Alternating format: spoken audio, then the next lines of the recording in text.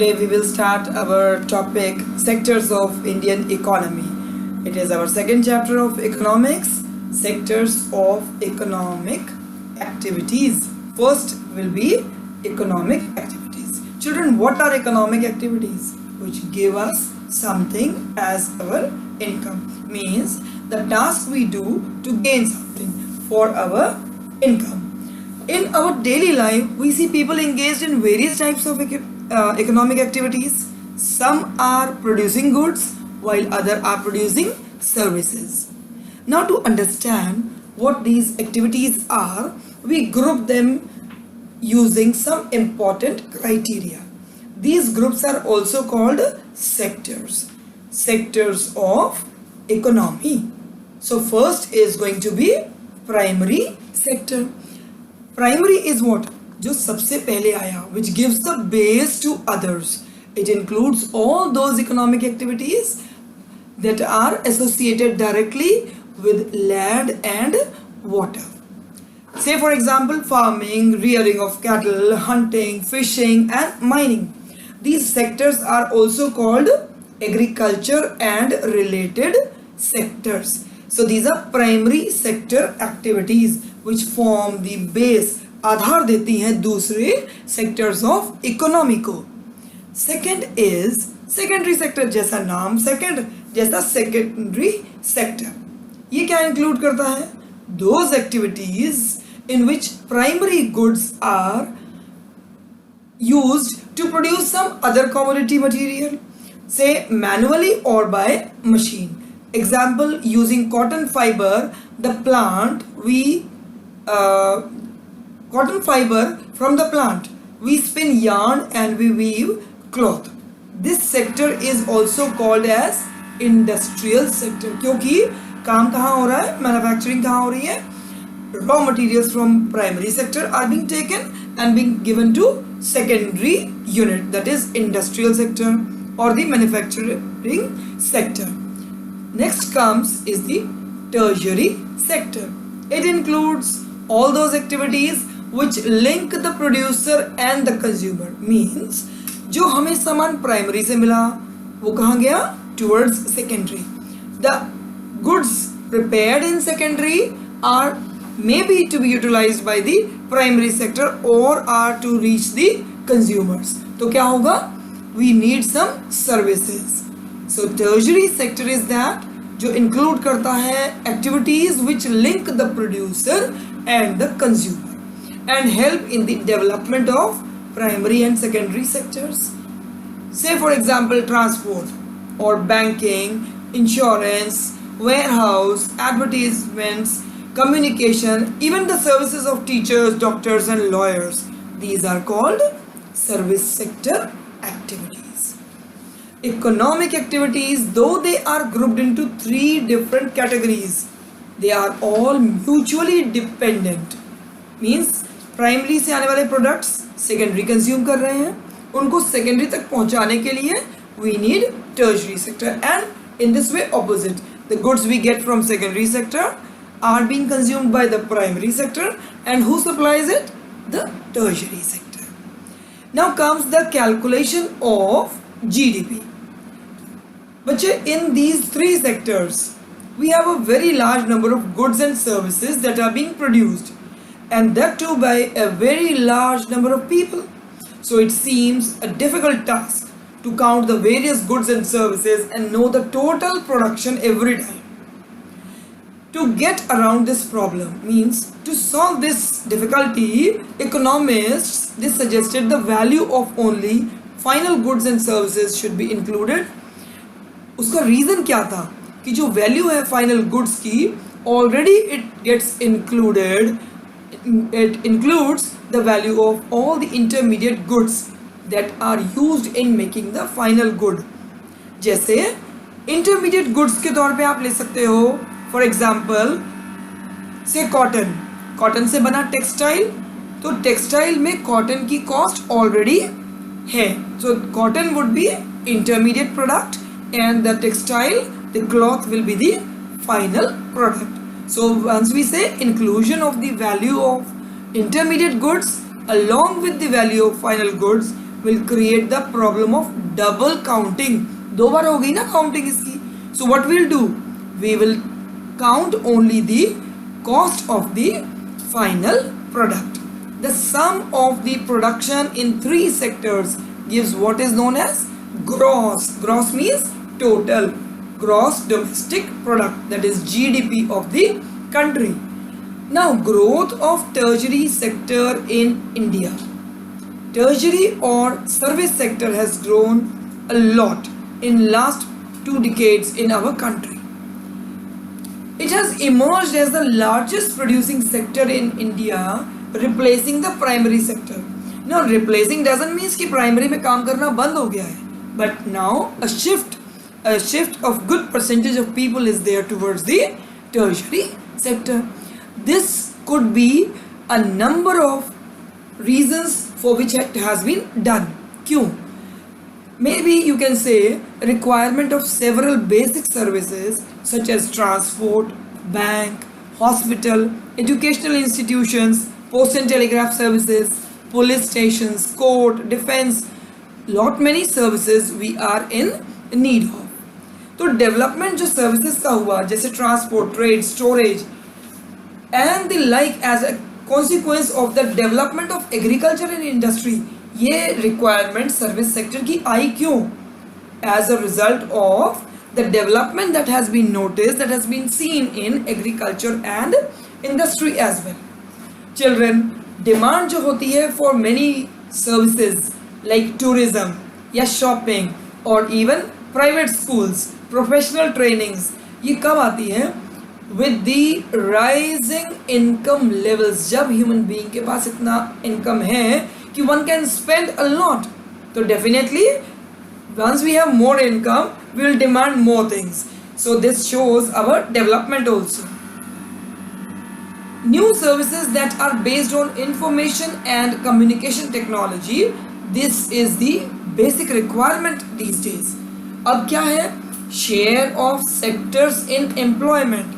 In the last decades, there has been a remarkable change in the share of these three sectors in GDP. लेकिन इसी समय एक similar shift नहीं हो पाया है proper employment जो show कर सके.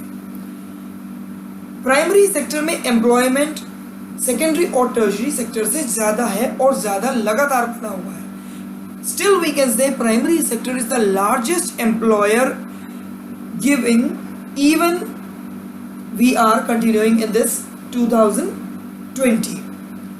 Under employment in agriculture sector. The primary sector mainly agriculture employs more than half of the workers in the country, producing only a quarter of GDP. जबकि on the other side, secondary and tertiary sector produce 3/4 of GDP, employing less than half of the people. जो लोग employed हैं agriculture sector में वो ज़्यादा है. ज़्यादा कैसे?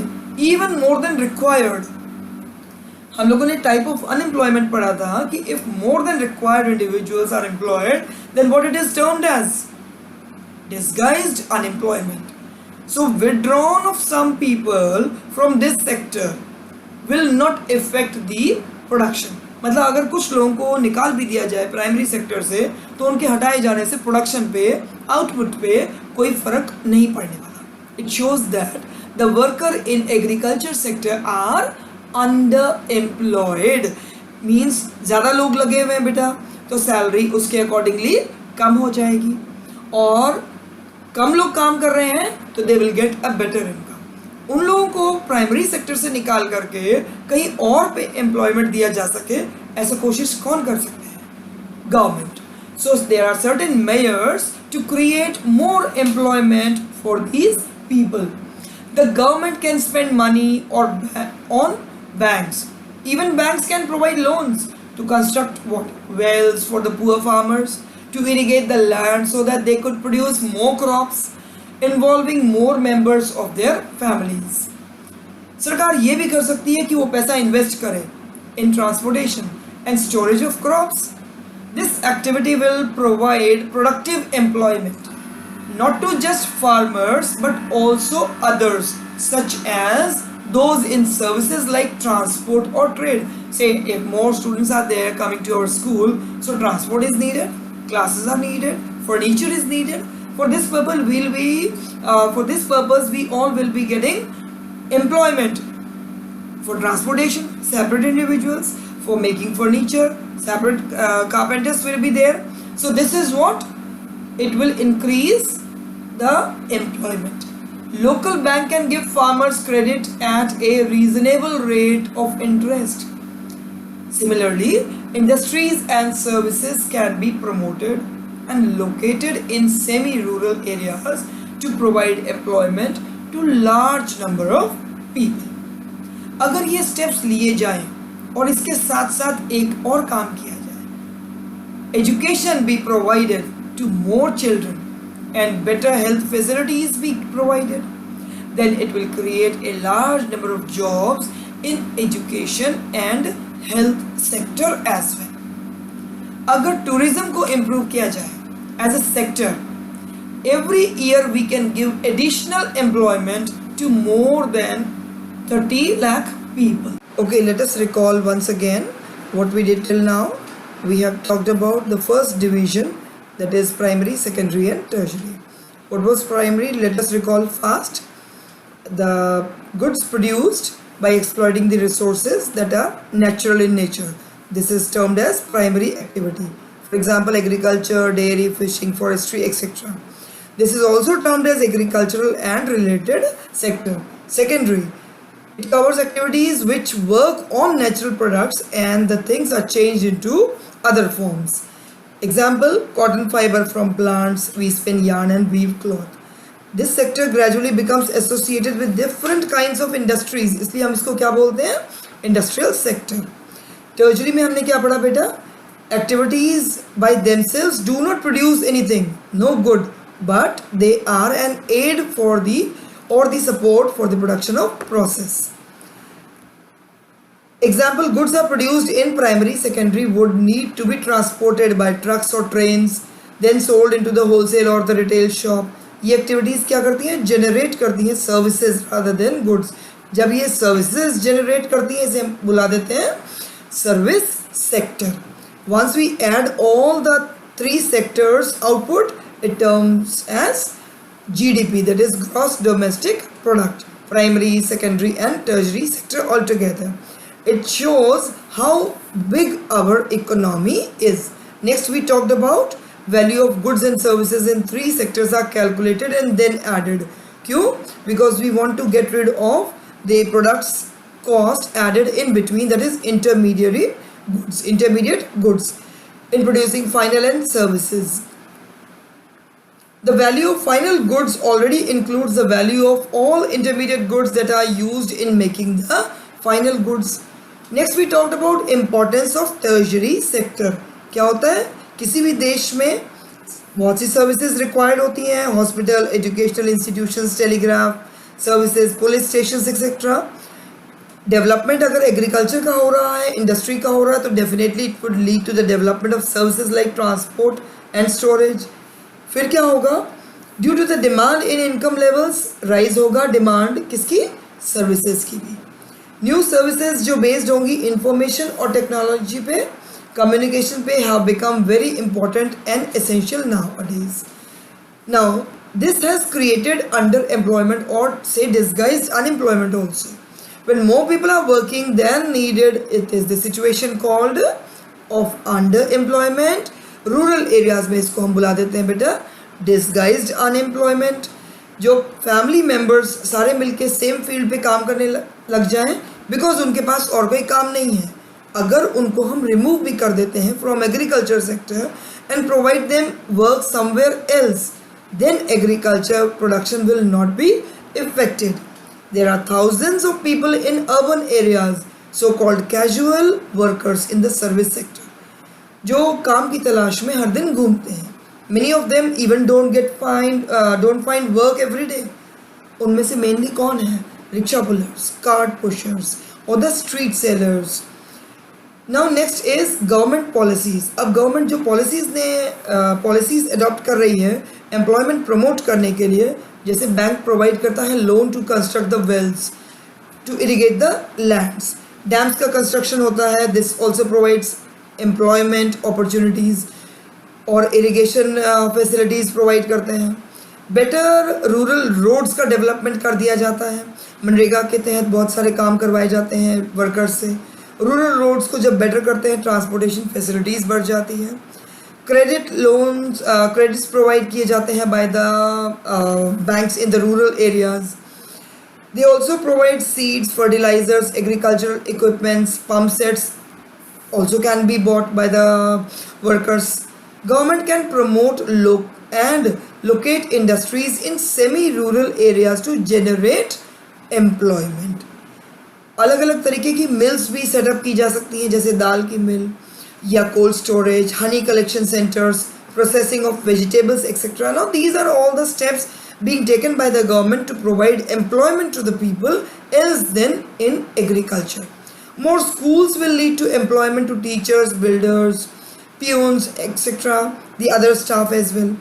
For improving health situation, more doctors, these nurses, health workers are needed to work in rural areas. Employment too can be generated in tourism, regional craft industry or new services like IT sector. तो इस तरीके से central government हमारी steps ले रही है right to work के अंडर। 200 डिस्ट्रिक्ट्स को स्टार्टिंग में काम दिया गया था। मनरेगा scheme known as Mahatma Gandhi national rural employment guarantee act 2005 is working regularly. क्या कोशिश की जाती है? गारंटी देती है वर्क करने की 400 days of employment by the government. अगर गवर्नमेंट ये काम नहीं दे सकती है तो it provides unemployment allowances to the people. This was all about these three sectors. Hope you have better understood all this now. Okay children, we are continuing with our chapter sectors of Indian economy. Our second division is on the basis of employment. This division has two divisions: organized sector and unorganized sector. Unorganized is that where small and scattered units they work, and it is always outside the control of the government. Though in the other side where we talk for organized sector, terms of employment are regular in nature. If you take an example of one such individual who works on a regular basis, is paid at the end of the month regularly, is given allowances in between, is also given a paid holiday, you say, has perfect rules and regulations to be followed, Factory Act, Minimum Wages Act, Gratuity Act. This is what? Where an individual is also given security of one's work. Employees register themselves with the government, and this is termed as organized sector.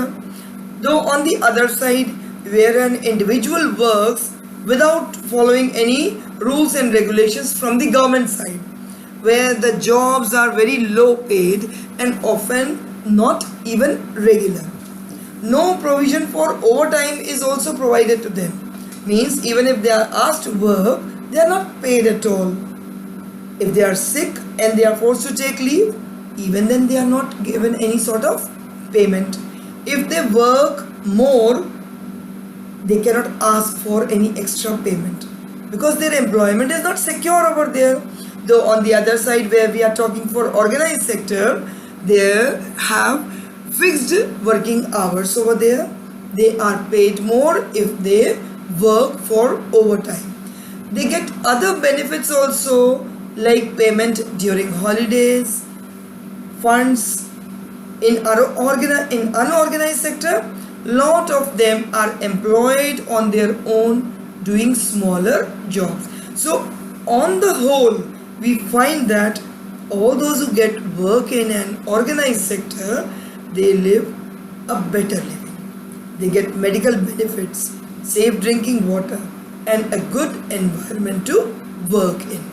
So all those individuals who are working in unorganized sector need to be given some sort of protection.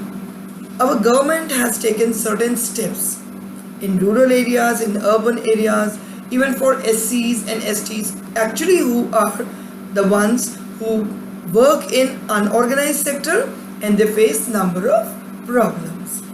Starting from rural areas, the people there they work, they are the vulnerable ones. What is this vulnerable ones means? They are at the highest most risk. They are landless agricultural laborers, small and marginal farmers, shopkeepers, sharecroppers, other artisans, weavers, carpenters as well. On an average basis, it has been noticed that nearly 80% of the rural households they are marginals and small farmers. They can be supported by adequate facilities for timely delivery of needs, agricultural inputs, etc. Once we are talking for urban areas, here we find such workers who are working in small scale industries. They are daily wage workers, they are casual workers, trade and transport workers, vendors, headload workers, garment makers, rag pickers, etc. Government will support them, so definitely they'll take a better rise. What can be done? Government can support them by providing raw material and even marketing facilities for their outputs. Now comes SC/STs. Majority workers from SC/STs are from backward communities and they are working in unorganized sectors. Their job is irregular, they are ill paid, and they face even social discrimination. These are the individuals who actually need protection and support. The support is needed to get economic and social development for these individuals. So, division on the basis of employment makes a big difference amongst one's living. Now, in sectors of economy, the last division is public sector and private sector. Another way of classifying economic activities into sectors could be on the basis of who owns assets and is responsible for the delivery of services. Means Malik hai kaun? Either the government or the private. In public sector, the government owns most of the assets and provides all the services. In the other side, that is private sector, ownership of assets and delivery of services is in the hands of the private individuals or the companies. Railways or post office is an example of public sector, whereas companies like Tata Iron and Steel Company or Reliance Industries, these are privately owned companies, so they are called to be private sector ownership. Means this division is on the basis of ownership. Activities in the private sector are guided by the motive to earn profit. See, no individual is going to work for the public good. It is only the government who takes it as its duty, prior duty you can say, to give job to the people and do the welfare of the people.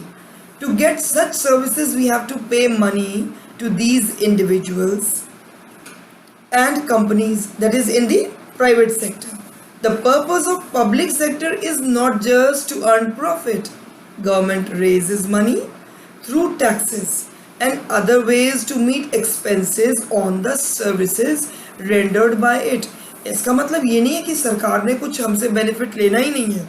सरकार भी हमसे पैसा लेगी, taxes के form में लेगी, और वही taxes that government will be utilising it for the good of the public. So that's why it is said that government works for the welfare of the people. Now in modern days, government spends on the whole range of activities. What are these ones? Why do government spend on such activities? Let's see further.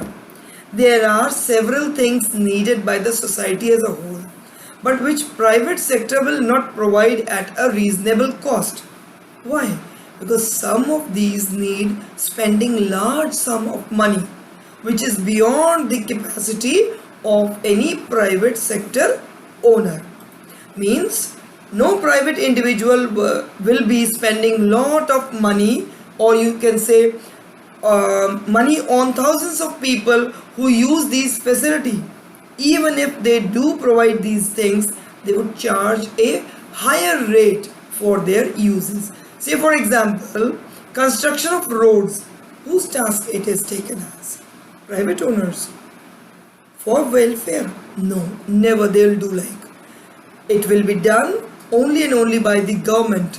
Bridges, railways, harbors, generating electricity, providing irrigation through dams.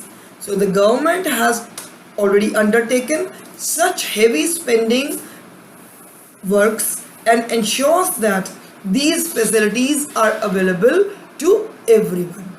There are some activities which the government has to support. Private sector may not continue their production or business unless government encourages it. For example, selling electricity at the cost of generation may push up the cost of production of goods in many industries. जाहिर है बिल्कुल cost पे तो कोई individual देगा नहीं. बहुत से ऐसे यूनिट्स हैं, specially small scale units, might have to shut down. अगर ऐसा किया गया तो in absence of any gain और profit these units will shut down. तो गवर्नमेंट ने यहाँ पे कुछ स्टेप्स लिए हैं in producing and supplying electricity at the rates which these industry can afford. Government has to bear a part of this cost. Similarly, India में government क्या करती है? FCI, food corporation of India, किसानों से rice wheat purchase कर लेती है और उसको फेयर प्राइस शॉप पे सेल आउट करती है. This is what is done through public distribution system. This is stores in its godowns and sells it at lower price to consumers through ration shops. If you remember in chapter food security in class 9th, you have gone through the distribution system of the government. Government has to bear some of the cost. किस form में? Subsidy के form में भी. In this way, the government supports both the farmers and the consumers. There are large number of activities which are primarily responsible on the government. Means government takes it as their responsibility, जिस पे government ही maximum spend करेगी. Say for example, providing health and education facilities for all in one is one of the example. We have discussed some of these issues in our first chapter also, our development part. Running proper schools and providing better education, elementary education, free and compulsory education, it is the particular duty of the government. Similarly, we know that nearly half of India's children are malnourished and a quarter of them are critically ill. If you remember, infant mortality rate means the number of children dying before the completion of 1 year of age. That is infant mortality rate. In Orissa it is 87, or in Madhya Pradesh it was 85, higher than that of the poorest region of the world, such as African countries. Government also needs to pay attention to aspect of human development, such as availability of safe drinking water, housing facilities for the poor, their food, their nutrition. So it is the duty of the government to take care of the poorest ones and the most ignored regions of the country through increased spending in such areas. So here we come to an end with our division of sectors of economy.